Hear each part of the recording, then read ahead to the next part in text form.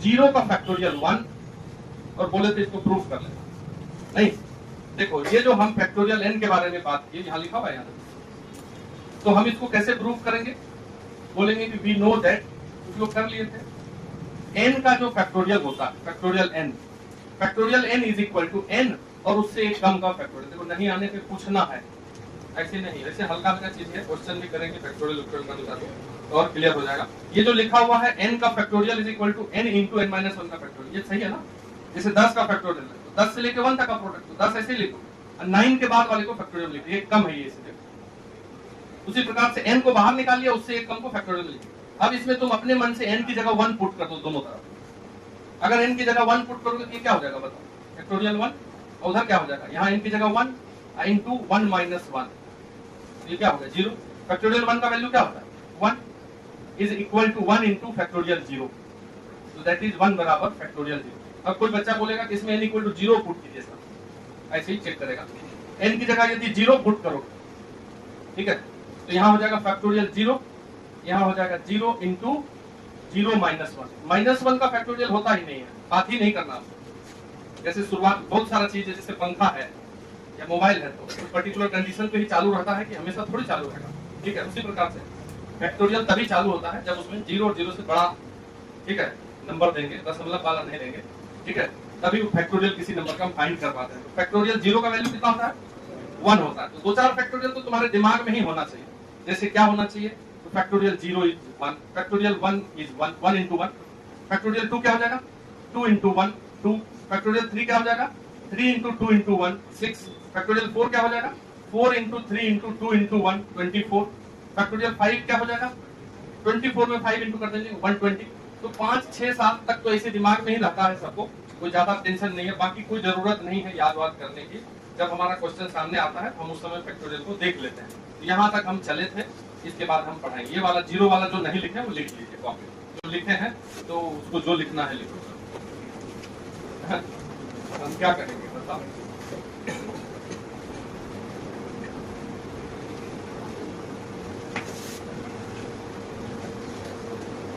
थोड़ा सा शांत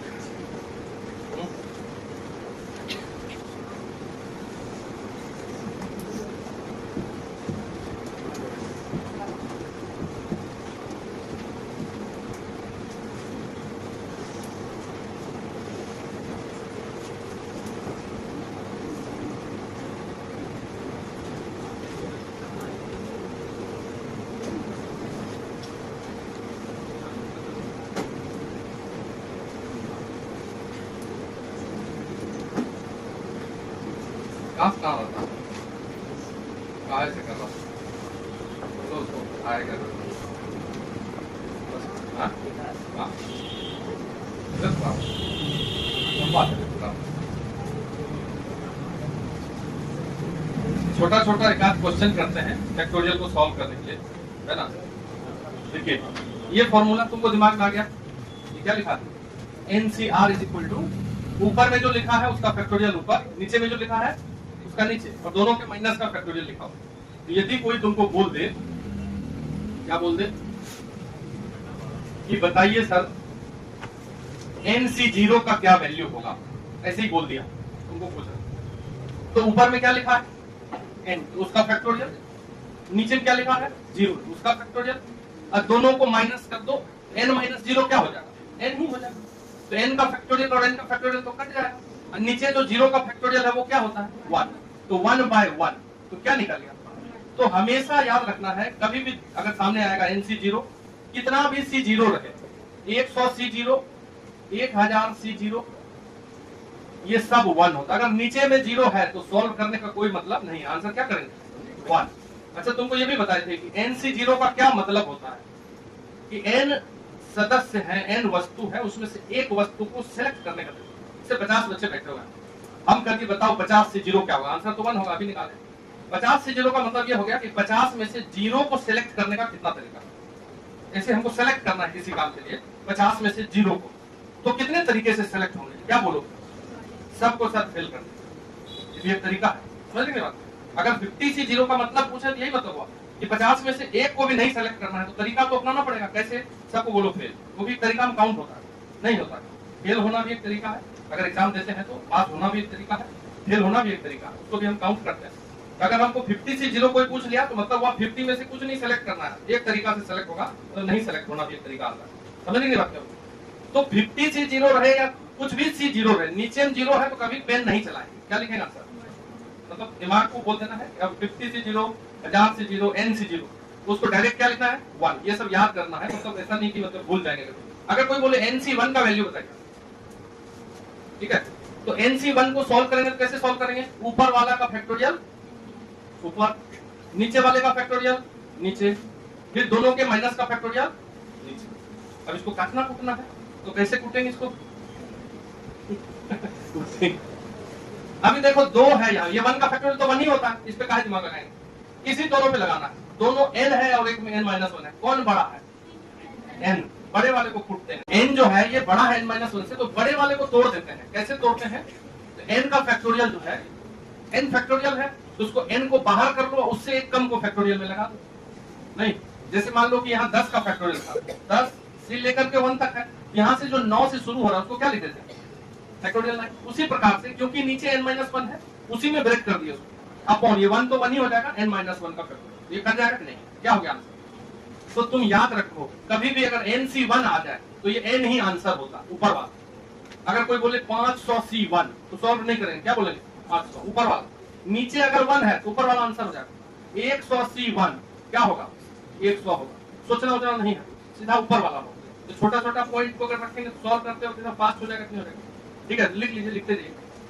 जैसे NC2 को यदि सॉल्व करना है, देखो जरा, तो n का फैक्टोरियल नीचे 2 का फैक्टोरियल और नीचे फिर n-2 का फैक्टोरियल। तो जो बड़ा है दोनों में उसको तोड़ देते हैं।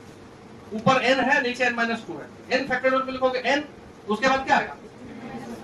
और उसके बाद, लेकिन नीचे उसका फैक्टोरियल है तो उसके बाद उसको भी फैक्टोरियल में ही लिख देते हैं, काट लिए 1 तक जाएगा, काटना है उसको, इससे काटेंगे। तो नीचे हो गया 2 का फैक्टोरियल 2 into 1 n-2 का फैक्टोरियल। तो देखो ये दोनों काट के क्या हो गया? n into n-1/2, ये भी NC2। समझ रहे? तो अगर तुम थोड़ा सा सॉल्व करते वक्त इन बातों को ध्यान रखोगे, ये सब छोटा छोटा चीज को हम अगर माइंड में रखेंगे तो बहुत तेजी सॉल्व होता है।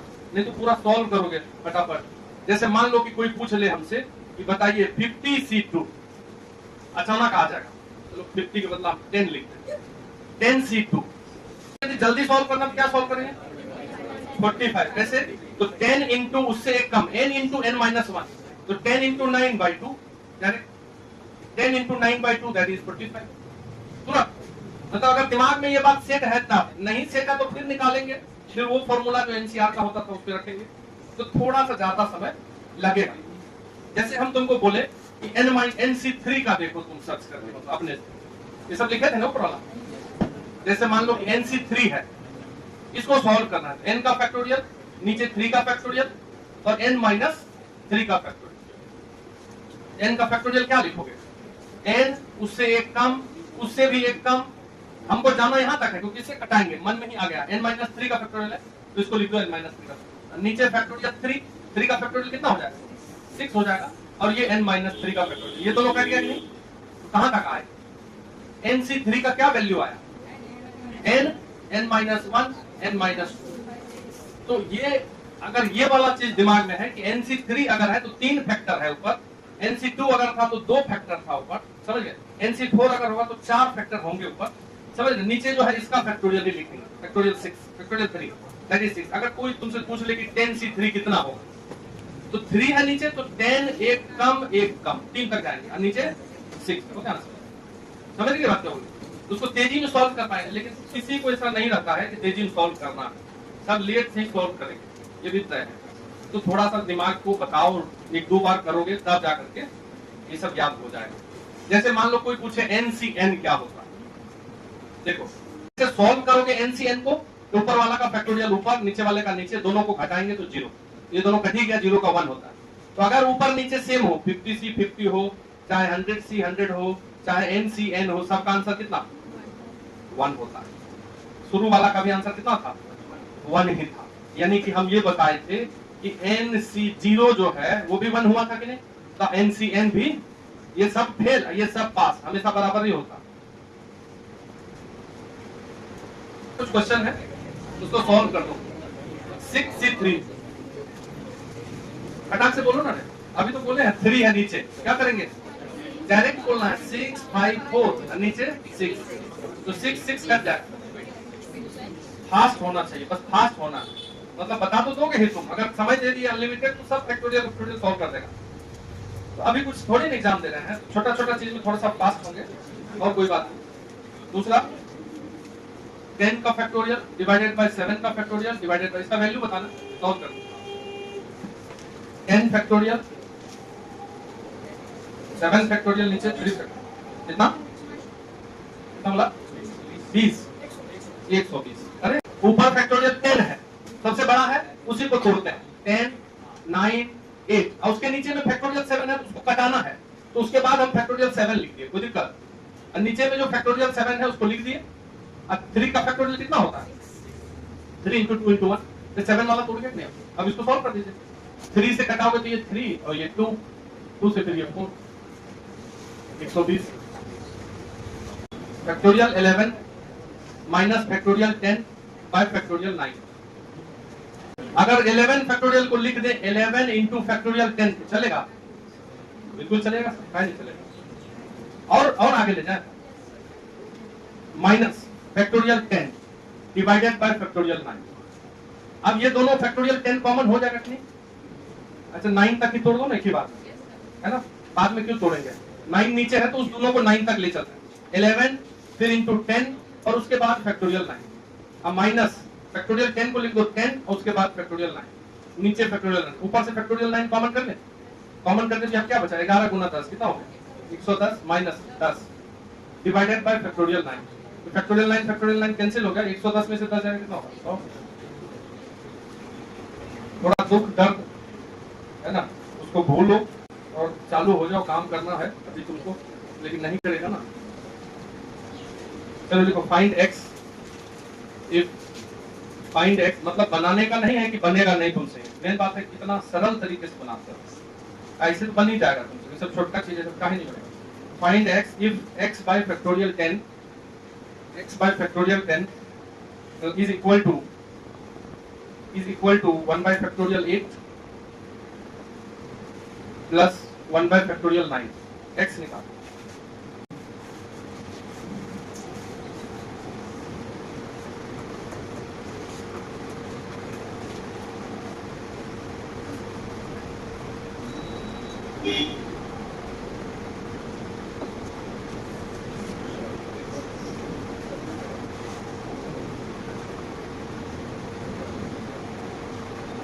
सीधा सॉल्व कर दिया क्या? 10 को पहले सॉल्व किए, काट देंगे नीचे सब में, 8 तक ले जाए। हाँ, सबसे बड़ा जो है उसको तोड़ देंगे, ठीक है। x बाय फैक्टोरियल 10 है तो 10 into 9 लास्ट तक जाना है, 8 है सबसे छोटा, उसके बाद इसको factorial equal to 1 by factorial 8 है ही इसमें, 9 को लिख दो 9 into फैक्टोरियल। अब देखो तीनों में फैक्टोरियल 8 आ गया नीचे, तो यहाँ से ये तीनों दोनों कॉमन हो गया, तो बच क्या गया? x by 9 into 10 is equal to 1 plus 1 by 9। बस इसको सॉल्व कर दीजिए। x by 9 into 10 is equal to, LCM हो गया 9, 9 प्लस 1, 9 9 कट गया, ये 10 उधर जाके इंटू हो जाएगा, तो 10 into 10 100। Find n if, next लिखिए, find n if factorial n plus 1 is equal to 90 into factorial n minus 1।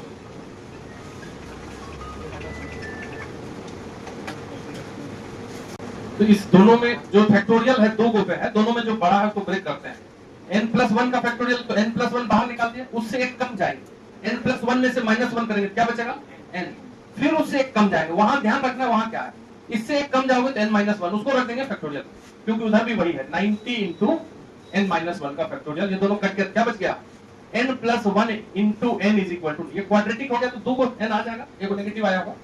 ऐसे भी ये सोच लो, अगर यहाँ 10 और यहाँ 9 रखेंगे तो हमारा सेटिस्फाई हो रहा है कि 10 गुना 9 लगातार नंबर है, तो n की जगह 9 आएगा तो सेट कर जाएगा। लेकिन अगर क्वाड्रेटिक सॉल्व करें इसको, ये हो गया n स्क्वायर प्लस n और 90 को उधर ले जाएंगे 9, यहाँ से दो फैक्टर दिख रहे हैं हमको, n plus 10 into n minus 9 is equal to 0, 10 is equal to minus 10 and n is equal to 9। तो n नेगेटिव नहीं होगा, क्योंकि नेगेटिव n माइनस 10 रखने पर अंदर वाला नेगेटिव हो जाएगा, तो नेगेटिव का फैक्टोरियल ही नहीं बनता, इसलिए ये हो जाएगा आंसर और ये रिजेक्ट हो जाएगा। क्या सुन रही बोलो, खुल के हंसे नहीं आज। ऐसे ही जीवन भर रहे हैं, लेकिन मुश्किल तब आता है जब उम्र बढ़ता है और नहीं होता है, तो ऑटोमेटिक जो है कम हो जाता है स्थापना। आदमी को बताता है कि अपने नहीं हंसेगा क्या, जबकि हंसो, बोलो, खुश करो, मस्त रहो। पढ़ाई एक पार्ट है जिसको अच्छे से करते रहना है, उस पर ज्यादा प्रेशर नहीं लेना होता है। बहुत आदमी प्रेशर लेता है लेकिन पढ़ता नहीं है, वो सोचते रहता है हम नहीं कर रहे हैं, हमसे नहीं होगा, ये सब सोचेगा, लेकिन फिर जैसे ही मौका मिलेगा तो रील देखेगा। पहले तो आदत ही बदलना है, तब ना ये सोचना है कि नहीं हो रहा है। 25,000 तुम्हारा फॉलोअर है, बहुत बच्चा है ऐसा, लेकिन जब नहीं कुछ होगा तो वो आएंगे नहीं आएंगे।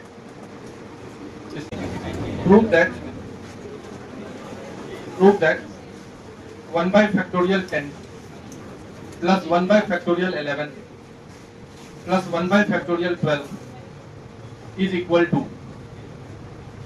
145 factorial 12। कुछ नहीं है, तो सॉल्व कर देना बस LHS को, सबसे बड़ा वाला को, ठीक है। नीचे फैक्टोरियल 12 रखना ही है, दिख रहा है तो अपना सोचो क्या करना। इसको तोड़ेंगे, हो गया ना, छोटा सा चीज है। LHS में क्या किए, सब बड़ा वाला तोड़ते हैं, कॉमन ले लें क्या, 10 ही ना, नीचे से 12 निकाल लिए कॉमन।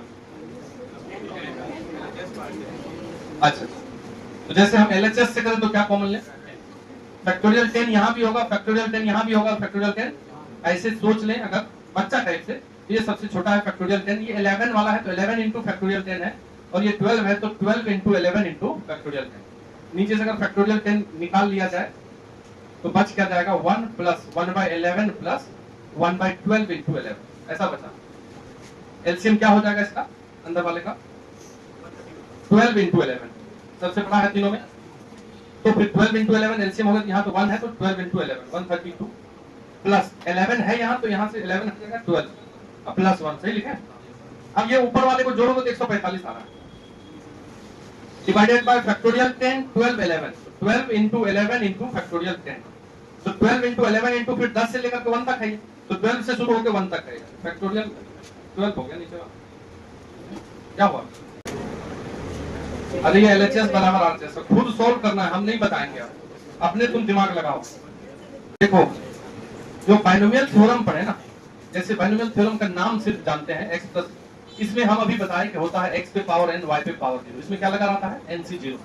फिर इसके बाद क्या होता है x पे पावर n - 1 y पे पावर, इसमें क्या लगा रहता है, तो ये जो nc 0 है, nc 1 है, nc 2 होगा, nc 3 होगा, इसको बोलते हैं बाइनोमियल कोएफिशिएंट, ठीक है।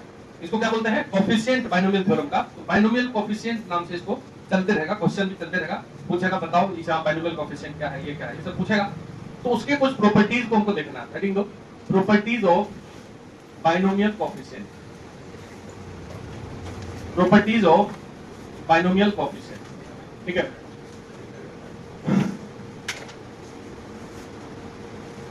आप ये जैसे हल्का हल्का चीजें इसको एक बार और देख लेना, रिपीट कर देना लेक्चर को, लेकिन इसके बाद जो हम शुरू करेंगे वो थोड़ा सा ऊपर की ओर चलेंगे, तो मिस मत करना और